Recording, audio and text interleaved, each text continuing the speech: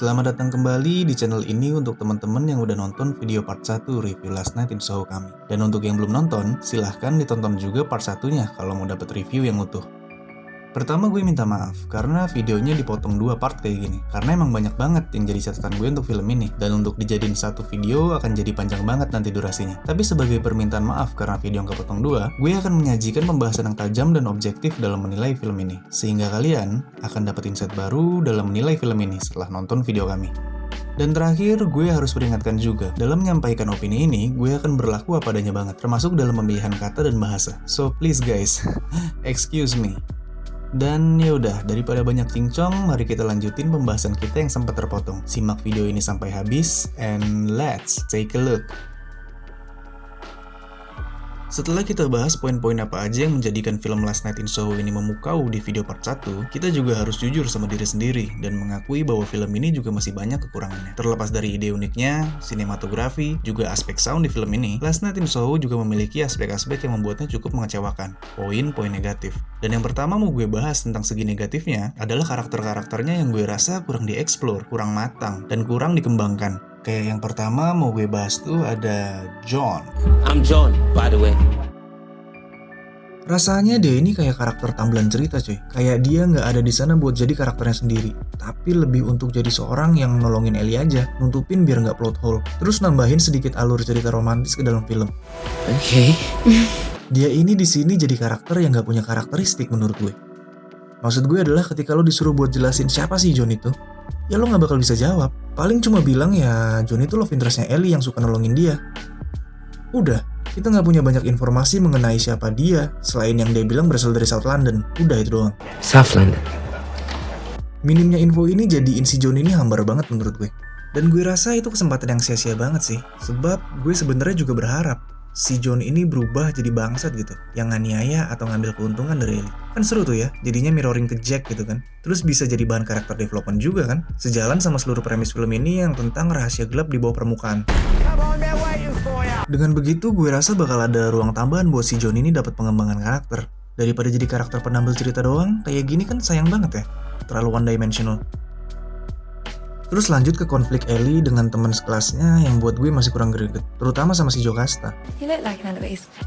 Gue berharap pas scene Ellie hampir nusuk Jocasta di perpustakaan, seenggaknya ada rasa something gitu, kayak damn, nyaris coy gitu kan. Tapi ternyata nggak ada tuh. Sini tuh hambar banget buat gue, dan nggak menambahkan apapun dalam story development kalau gue nilai.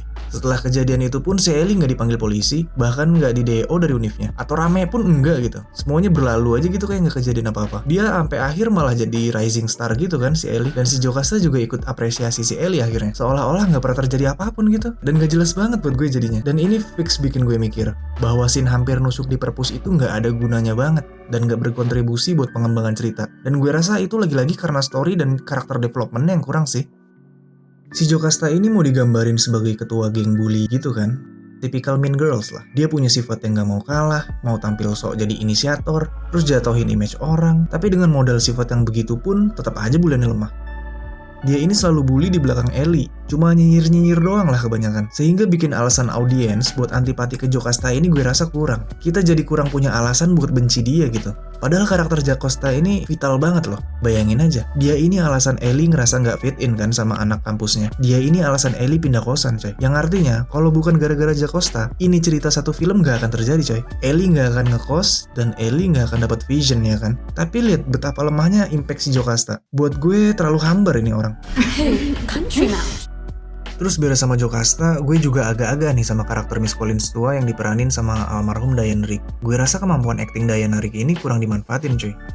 Sejak actingnya di Game of Thrones, gue tahu banget dia ini tipe aktris yang bisa mainin emosi audiens kalau dikasih peran yang semi antagonis. Kita semua bisa lihat lah gimana impact karakter Olenna yang dia peranin di Game of Thrones. Tell Cersei. I wanted to know it was me.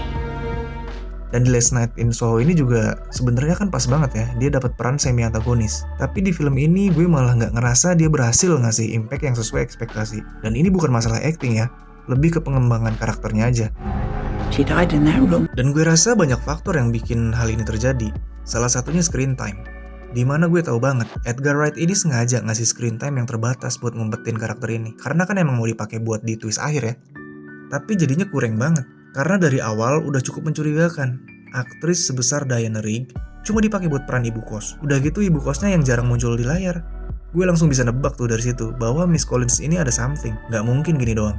Tambah lagi ada dialog-dialog dia yang ambigu. You won't have to worry about it until the summer, but then you'll have to keep the plugs in because all the smells rise up. I used to work here. Too many memories. Niatnya foreshadowing tapi malah predictable.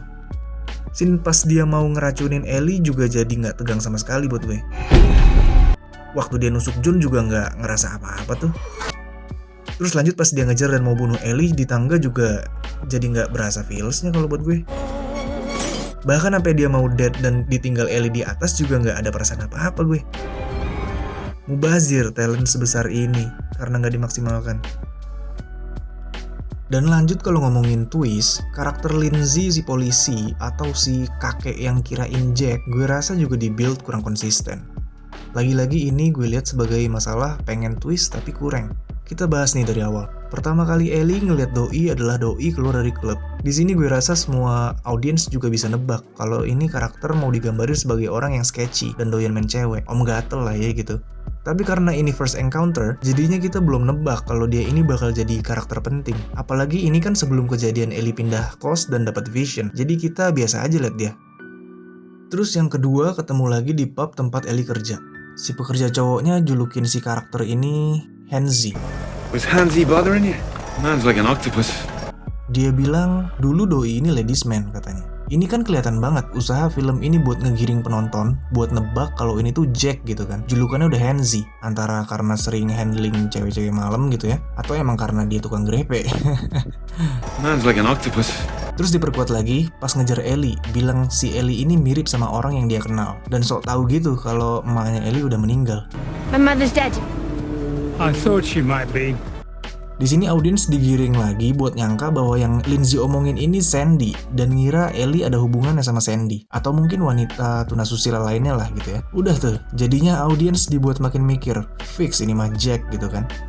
Tapi kan kita ingat, dalam sinema modern yang udah cukup overuse dengan yang namanya twist, pasti kita juga masih curiga-curiga kan, masih nerka kalau ini bakalan twist dan karakter ini bukan Jack gitu kan.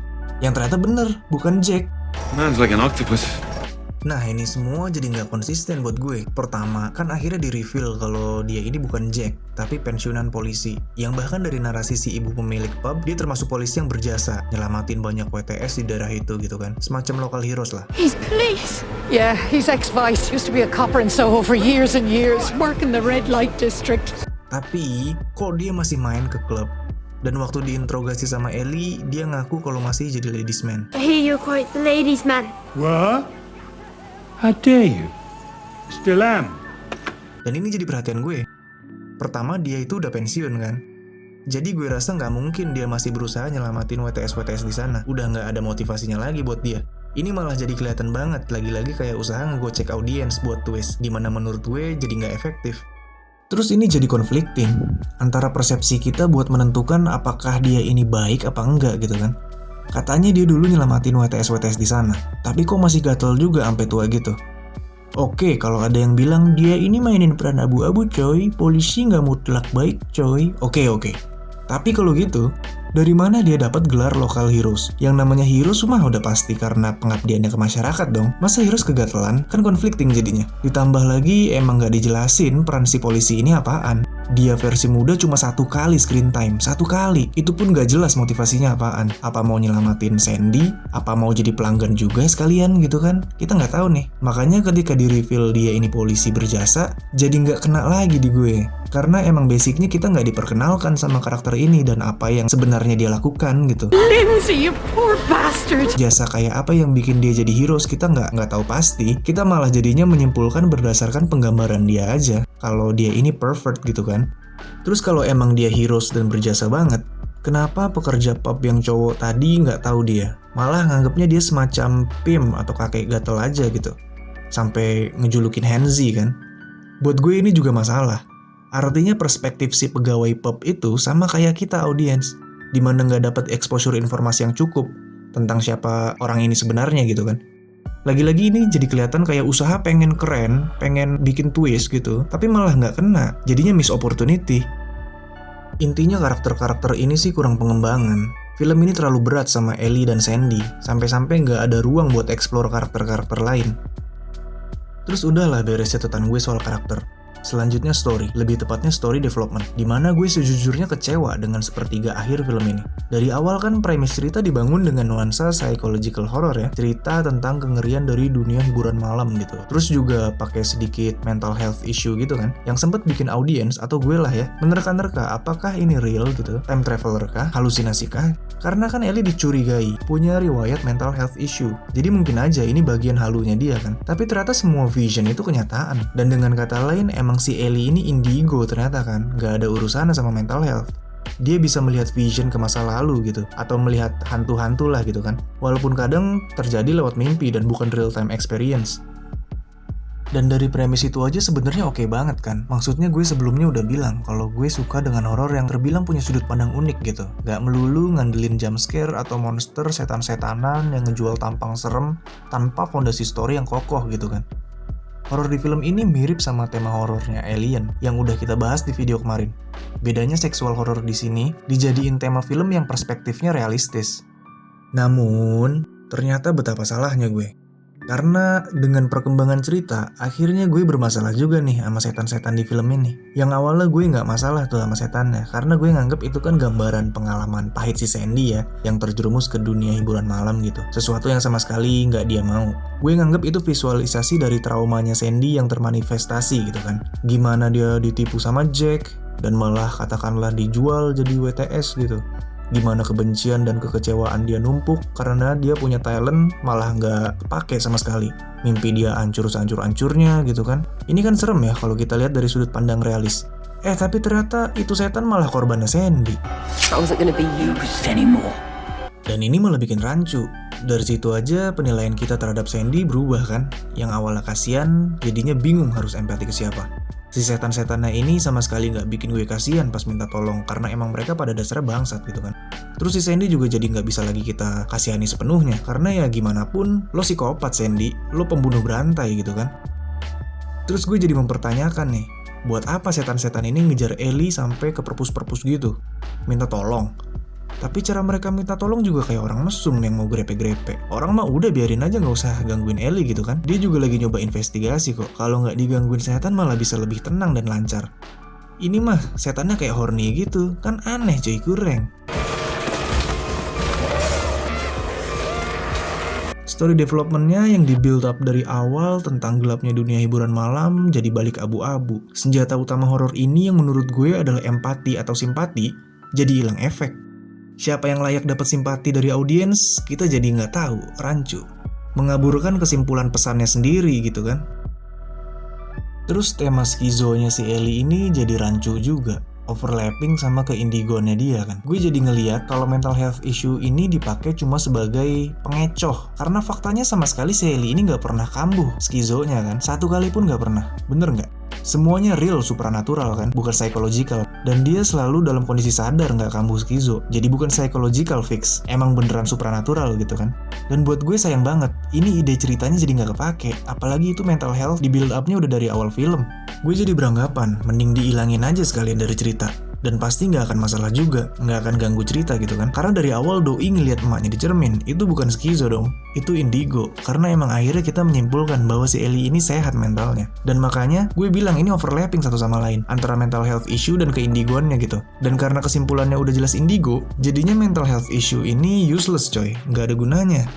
Satu-satunya momen skizo ini kepake, cuma pas si Ellie ngelapor polisi doang. Is there a history of schizophrenia or mental health issues in your family?